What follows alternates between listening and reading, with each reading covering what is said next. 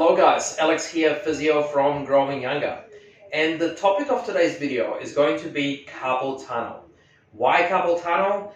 Well, the main reason is that actually over the last month or so, I've been approached by 3 different people wondering what that funny tingling numbness sensation they're getting in their hand.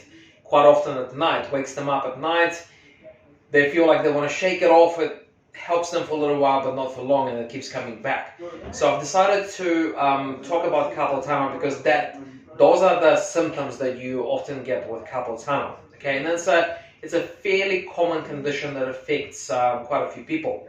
So first of all, I wanted to talk and clarify exactly what sort of symptoms are you looking for with the carpal tunnel. Then we're going to talk about the risk factors. You know, who are the people that are more prone to getting carpal tunnel, and also at the end I'm going to cover the treatment. Essentially, what can you do about it if you do have it? What can you do to make it go away? Okay, so let's start with symptoms. Okay, so how do you know that you have a carpal tunnel?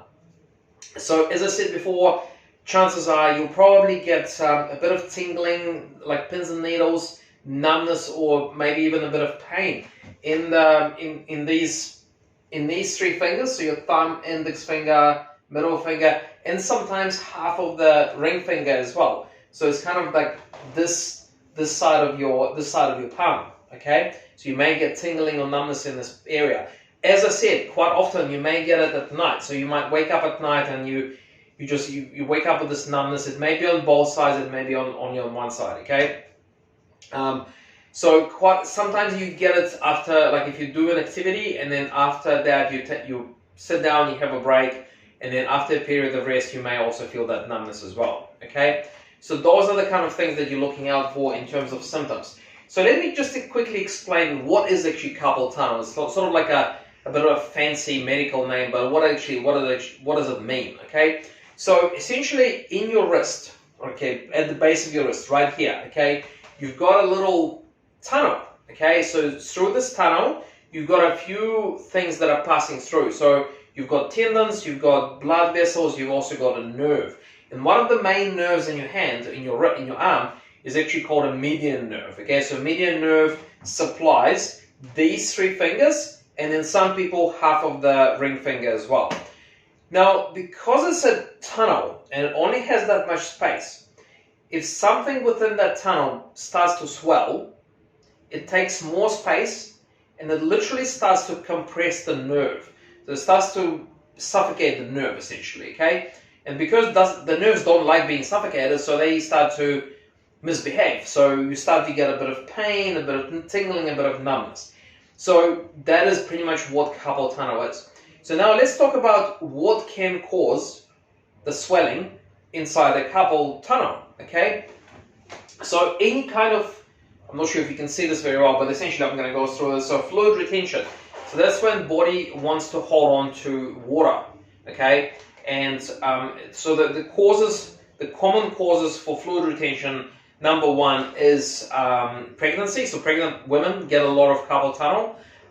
The second one is menopause. Okay, so people in their, maybe 50s, around that age, they if they get menopause, it changes the hormone levels, and it may also cause fluid retention as well. Which actually I'm thinking now that most of the people that I saw over the last month with carpal tunnel were actually women around that age range. Okay, so that's that.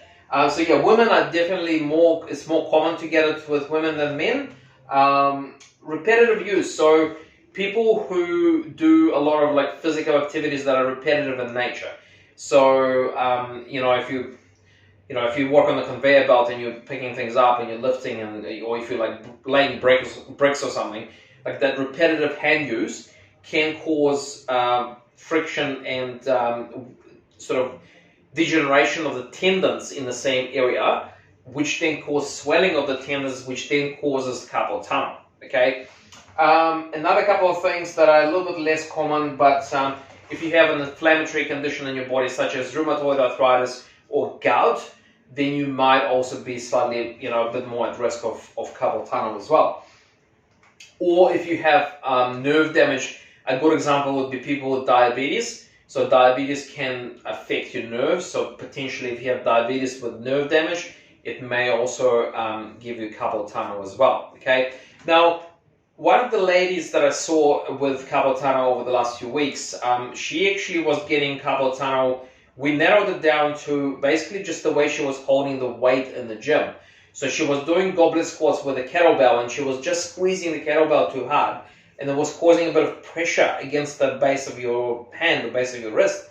And so that repetitive pressure was actually caused her carpal tunnel. So it could be things like that as well, okay? Now, once you have carpal tunnel, what can you do? What can you do to help it, okay?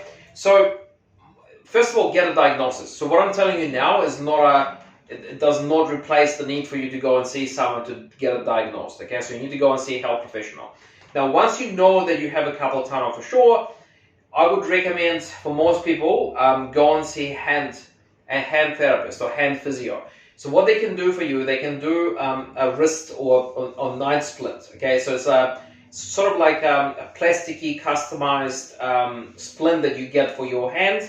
And for most people, you only put it on at night before you go to bed.